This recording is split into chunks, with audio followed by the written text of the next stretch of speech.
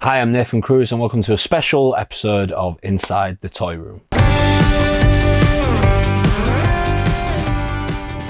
So today we're not actually talking about toys. In fact, we're going to be reviewing the absolutely incredible Godzilla vs. Kong movie.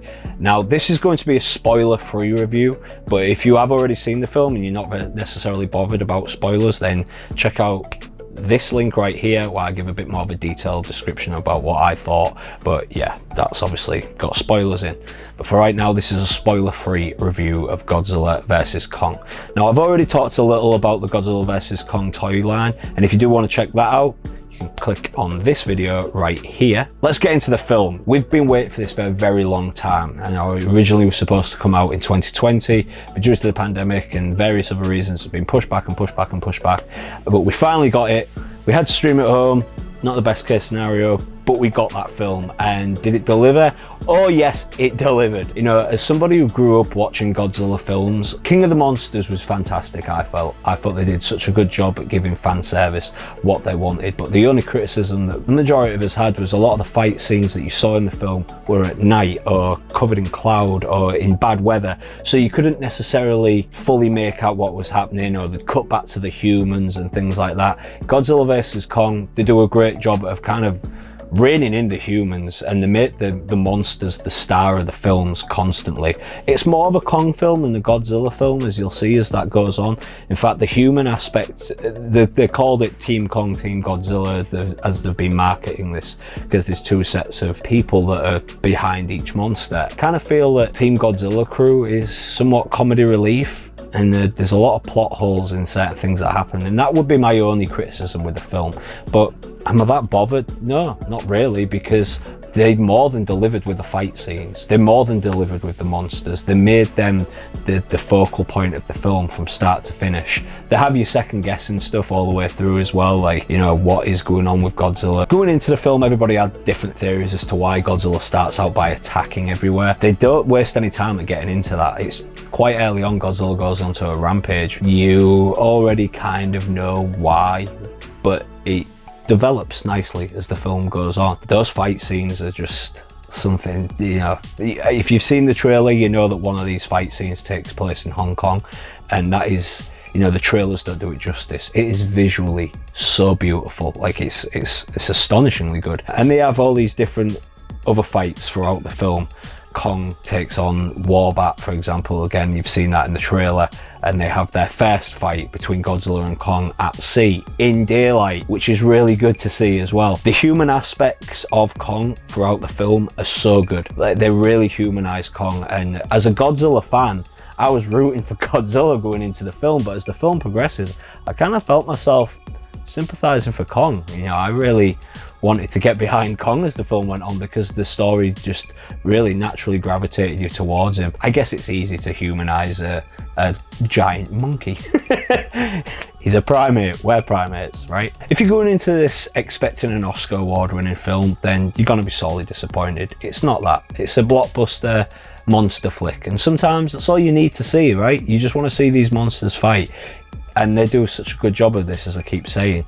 So yeah, is it fun? Absolutely. If you're a Godzilla fan, you're gonna absolutely love this film, I believe. If you're a giant monsters fan, kaiju fan in general, you are going to really enjoy this film. But I watched this with my fiance Gemma, and she's never watched these films until she met me, of course. Even she said, I thought that was a really good film, it was really entertaining. She didn't fall asleep, and we watched it really late at night in bed. She kind of has the knack of falling asleep about 10-15 minutes into any film that I choose. So I say that's a big thumbs up for those guys in that regard. Mechagodzilla, again, it's not really a spoiler. Everybody's seen the trailer and everybody knows that he's going to be in this. Everybody's seen the toy from the toy line, right? I'm not a big fan of the look. I just can't get over these hands that look like blenders. They look weird. But how Mechagodzilla is used in the film is, you know, very, very well done. I was kind of surprised, to be honest. I almost thought they may just kind of force him in towards the end, but they didn't. They did a really good job of using him throughout the film. So yeah, the only other thing I can say is just check this film out. If you can see it at the cinema, good for you.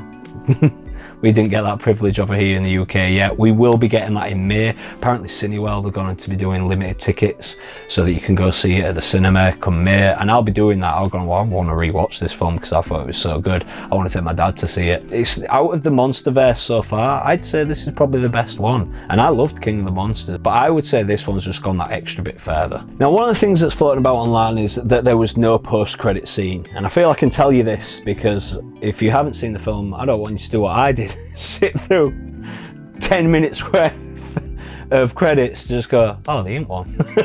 I was expecting one, but the way the film ends, you know, I don't want to spoil anything, but they end it on a really good note where I was sat thinking, if that's all we get of these 4 films, I'm kind of happy with that. Would I like to see more? Yeah, absolutely, because I'm a Godzilla fan, and I love the fact that they've brought in to a Western audience, you know, a Western movie company producing these films and doing a really good job of it, in my opinion. So yeah, I'd like to see more in that regard, but if this was where it was to end, if this is where the MonsterVerse ended, I'm also happy with that, because I feel like this was a really good way to kind of close it up and, you know, they've given us our fan service. The directors recently said the reason they didn't have a post-credit scene is because the one that they filmed, they actually felt could go in the film, so they put it in the film, and they don't really know the future of the MonsterVerse. It's not like Marvel that have mapped everything out for years ahead. Like with these, it's been more of a case of, look, we want to see how the fans react to this. If they enjoy it, if they don't enjoy it, what they do like, what they don't like, and is it worth us spilling more money into it to see if we're going to see that return? I really hope it do, and I hope that it does continue. But again, if this is where they end, then I'm also happy with that. You know, I'm happy to say that in these 7 years I got to experience these movies that have been released at cinema that feature some of the best iconic kaiju of all time, from Godzilla, Kong, King Ghidorah, Rodan, Mothra, Mechagodzilla. We've been spoiled in some regards, you know. It'd be cool to see a standalone Mothra film maybe. It'd be cool to see a Godzilla film prior to 2014. In that film, Serizawa said in 1954, we awakened something.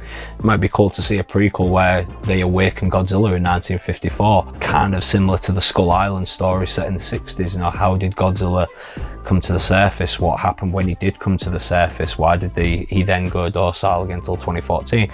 You know, there's a bunch of different things that I feel that they could still explore with that, but again, I'm not going to lose any sleep if they don't, because they've done such a good job with these 4 films that I'm happy to say this is what we got as a Western audience. This is what they produced, and yeah, and we've got some good toys from it, as you can see right here. But yeah, it's a very fun film.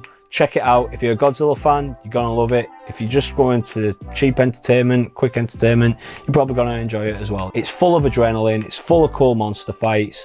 Kids will love it, adults will love it. Don't take it too seriously and enjoy it for what it is. And what it is just a very good monster flick. What I'm even more excited to announce is that starting next week, we will be launching series 2 of Inside the Toy Room. And we're actually going to pick up from where we've started here with Godzilla, as we're going to take a look at the Trendmasters toy line that they did for Godzilla toys, not just including the 1998 Godzilla toys, but the ones that they did more so for the Japanese Godzilla figures. So we're going to be taking a look at them next week. So join us then for series 2 of Inside the Toy Room.